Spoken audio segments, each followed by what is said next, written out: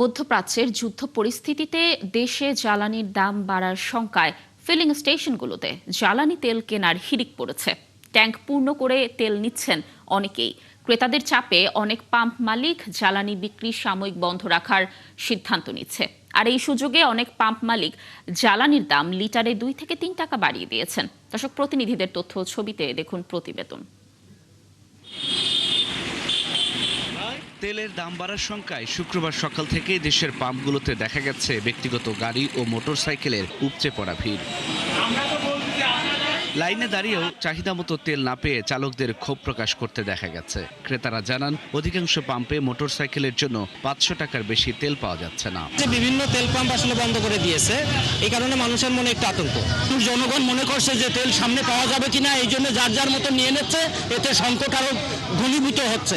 Public বলতেছে তেল নাই, বিভিন্ন জায়গায় তেল বন্ধ হয়ে যাবে, এই বিষয়ে আসলে ওইরকম কোনো কিছু না। আমি হয়তো চলে এসেছি, হয়তো আমি না আসলে হয়তো আমি 2 দিন পর আসলে হয়তো আমি তেল পাবো না। গ্লিটারের টুইন লেমন ও অ্যান্টিব্যাকটেরিয়াল ফর্মুলা বাসনকে চকচকে জীবাণুমুক্ত করে আমাদের দেয় গ্লিটার গ্যারান্টি। এই ভয়ে আমি আজকে কিছু তেল নেওয়ার জন্য চলে এসেছি পাম্পে। পাম্পের কর্মীরা জানান, আপাতত তেল সংকটের কোনো শঙ্কা না থাকলেও গুজবে বিশ্বাস করে যে যেভাবে পারছেন তেল মজুত করার চেষ্টা করছেন। একটা গাড়ি তেল নিয়ে সেটা আবার একটা গাড়ি খালি করে গাড়ি কেন নিয়ে আবার এই গাড়িটা আইতেছে। আমরা যে পাবলিক গুলা আপনার এই যে তেল শেষ, তেল আর পাবে না, এই কথাটা শুনে যারা 100 টাকার তেল নিত তারাও টাঙ্কি লোড করে নিয়ে যাচ্ছে।